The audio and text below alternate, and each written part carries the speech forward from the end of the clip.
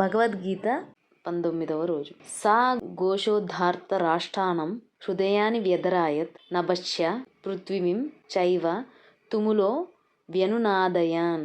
సహ ఘోషః ధార్తరాష్ట్రాణం హృదయాని వ్యధరాయత్ నభః చ పృథ్వీం చ ఏవ తుములః వ్యనునాదయాన్.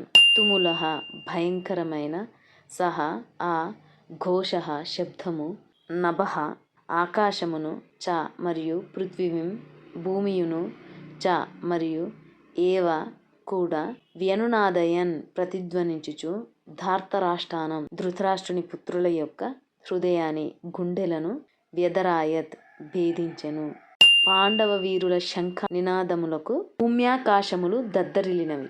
ఆ శంఖారావములకు ధార్తరాష్ట్రుల హృదయములు తల్లడిల్లెను. 14వ శ్లోకం నుంచి 18వ శ్లోకం వరకు పాండవులు వార్కి రెడీ అని శంఖాలని పూరించిన ఆ సౌండ్స్ ఎలా ఉన్నాయి అనేది ధృతరాష్ట్రుడికి సంజయుడు చెప్తున్నాడు. పాండవ హీరోస్ పూరించిన కాన్షియల్స్ యొక్క సౌండ్ తోటి ఎర్త్ అండ్ స్కై ట్రెంబల్డ్, వణికిపోయింది.